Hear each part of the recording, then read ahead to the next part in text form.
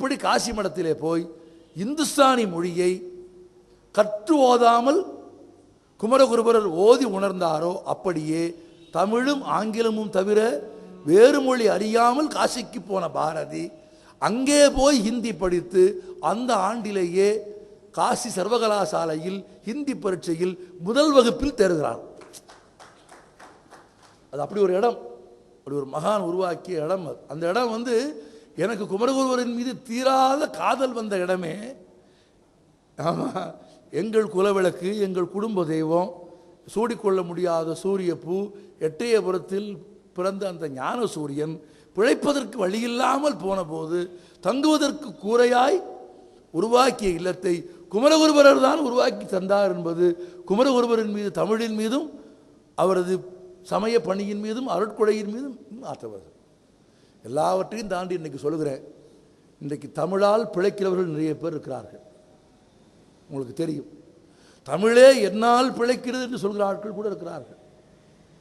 ஆமாம், யார் யாரால் பிழைக்கிறார்கள் என்பதை காலம் தீர்மானிக்கிறது, சொற்கள் தீர்மானிப்பதே இல்லை.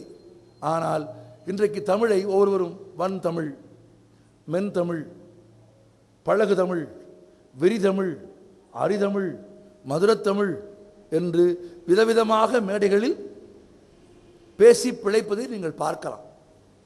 நூற்றுக்கணக்கான மேடை பேச்சாளர்கள் தமிழை புகழ்ந்து பாடி வயிறு பிழைப்பதற்கான, அவர்களின் பிழைப்புக்கான அரிசியை தன் தமிழில் சேகரித்து வைத்த பெருமை குமரகுருபரருக்கு தான் உண்டு. ஏன்னா தமிழ் கவிஞர்களிலேயே தமிழை 43 விதமான வெவ்வேறு அடைமொழிகளால் தெய்வத்தமிழ் என்று முதலில் அழைத்தது குமரகுருபரர் தான். வெறிதமிழ், தெய்வத்தமிழ், நற்றமிழ், தீந்தமிழ், வந்தமிழ் என்று தமிழுக்கு 43 விதமான அடைமொழிகளை தந்து பெருமைப்படுத்தியவரும் குமரகுருபரர் தான். அந்த பெருமையை வேறு யாரும் செய்யவில்லை. நான் 3 விஷயம் ஏற்கனவே ஒன்று சொன்னேன். தனக்கு முந்திய ஞான மரபில் உருவாகிய எல்லா நூல்களையும் கற்றுத்தோய்ந்த பெருமையும் குமரகுருபரருக்கு இருந்தது. ஒன்று. இரண்டாவது, பிற மொழிகளின்பால் துவேஷம் காட்டாத மேன்மையான புலவனுக்கும் கவிஞனுக்கும் உள்ள தனிக்குணம் குமரகுருபரருக்கு இருந்தது. பிற மொழிகளின்பால் துவேஷத்தை கம்பன் காட்டியிருந்தால் ராமாயணம் வடமொழியிலே இருந்து தமிழுக்கு வந்திருக்காது. பிற மொழிகளின்பால் துவேஷத்தை பாரதி காட்டியிருந்தால் பக்கிம் சந்திரின் வந்தே மாதரம் தமிழுக்கு ஒருபோதும் வந்திருக்காது. மகத்தான புலவன், படைப்பின் ஆளுமையில் உயரம் போக வேண்டும் என்று விரும்புகிறவன், தன் தாய்மொழியின் மீது கொண்ட தீராத காதல் போலவே பிற மொழிகளின் மீது அன்பு செலுத்துவானே தவிர பிற மொழிகளின் மீது குரோதமும் பகைமையையும் உயர்ந்த புலவன் பாராட்டவே மாட்டான்.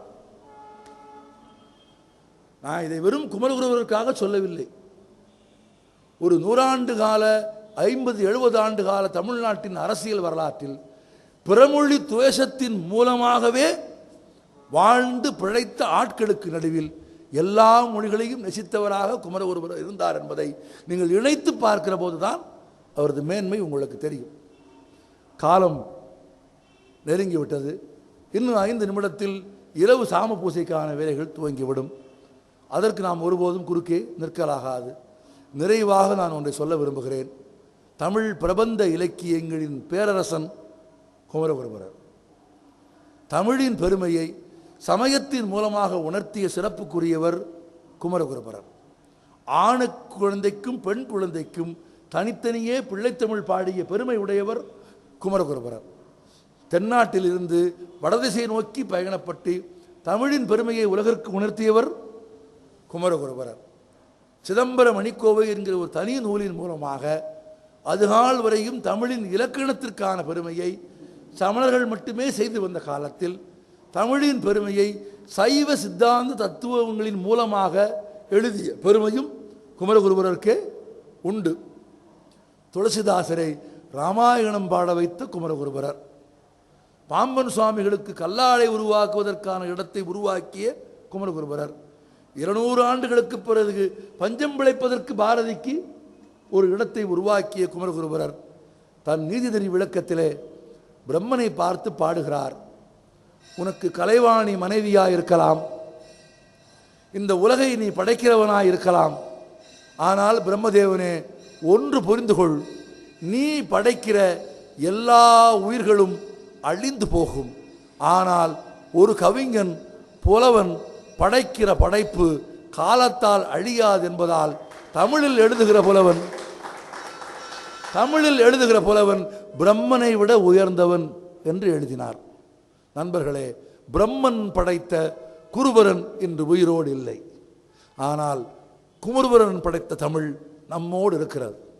கருநாக்கு பொய்க்கும், கவிநாக்கு பொய்க்காது. நன்றி.